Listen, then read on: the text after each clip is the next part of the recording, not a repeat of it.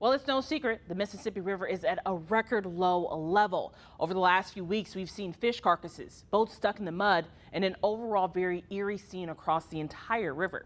Well, unfortunately, we are not the only ones dealing with the drought. The mighty Mississippi River is over 2,000 miles long, and the devastating photos are what drew many people's attention to the dry conditions. But here at ABC 24 and CW30, we've been monitoring the effects of the drought and the impact it has been having on farmers since this summer. Back in September, Chief Meteorologist John Bryan and I took a trip to Panola County, Mississippi, to talk about how the extreme heat has impacted Mid-South farmers. Our first stop was the USDA in Batesville. We spoke to Kimball Billingsley, who is the Panola County USDA County Executive. Obviously, this is not the first summer where extreme heat has impacted farmers, but many of them have had to make adjustments to help mitigate the loss and lack of rain. They've learned by hard knocks, and they do the research. They work with the people that represent the seed companies and the other places, and they develop varieties that maybe are more adaptive to the weather we're seeing. And they prefer to get the crops in earlier because they can get them out earlier before that really dry spell hits. Making those adjustments can become costly, and unfortunately, prices industry-wide are on the rise too. Prices have gone up, but also expenses have as well at the same time. So it's tougher and tougher to cash flow. And that farmer that stays in business this length of time, he or she has done a wonderful job of managing that bottom line. We've talked to 4 farmers about how the 2022 drought has impacted their livelihood. They all farm different crops, but they agree the industry has gotten expensive. Jason Morris is a soybean farmer in Batesville. He's one of the farmers that has had to adjust their crop.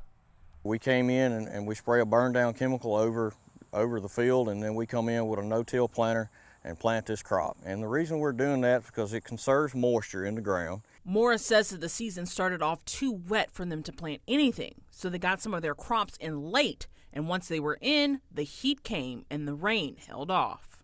I mean, we had dry nighttime temperatures, we had dry morning temperatures, just wasn't enough there to create any moisture whatsoever. John Thomas is a farmer in Panola County, Mississippi. He farms cotton, soybean, and wheat, just to name a few. Much like other farmers in the Mid-South, Thomas really struggled with getting his crop in during our summer heat wave. We like to never got this planted because it was so wet. Finally got it in, and then from June the 7th to really August the 21st, we never had a rain.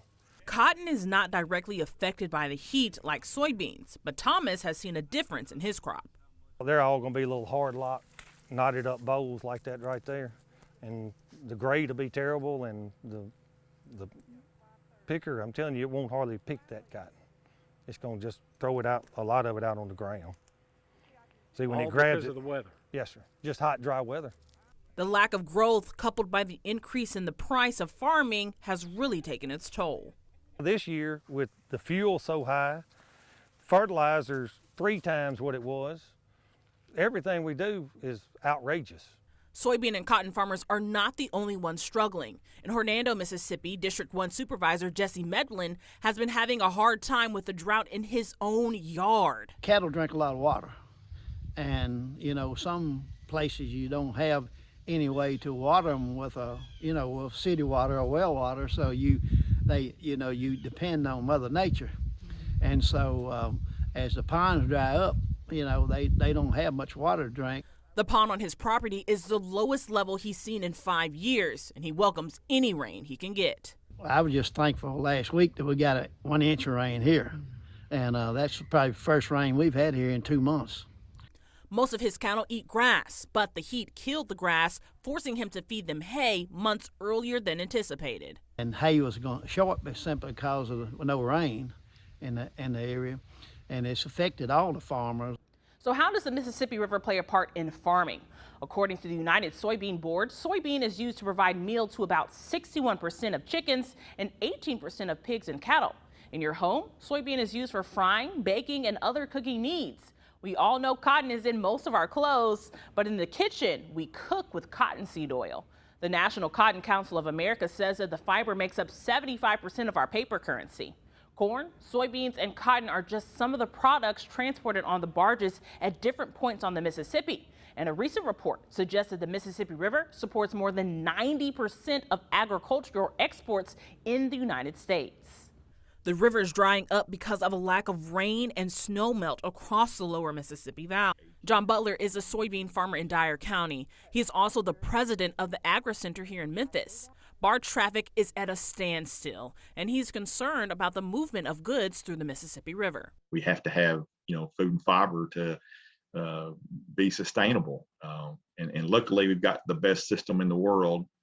But right now, we're certainly being challenged. All of our farmers say this is the worst drought they've seen in their lives. To top it off, cold weather has made an early appearance this year. The early October freeze officially ended the growing season. Now, it's time to harvest, sell, and ship.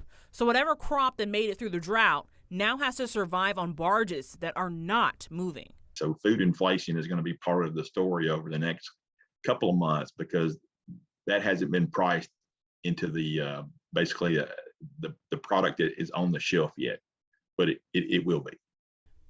There's not a quick fix to the dried up Mississippi. Dredging is an option, but it won't be enough for all barge traffic to flow. But it won't just impact farmers, it'll impact everybody. Rain is back in the forecast again, but it's not going to be enough to cure our drought conditions. Farmers have been struggling with getting their crops to grow during the extreme heat that we had this summer, and now the dried up Mississippi will delay getting those products in our homes. We usually see river levels rise in December, but that's months away. So the real solution is waiting for Mother Nature to provide a significant rainfall to help return the mighty Mississippi back to normal.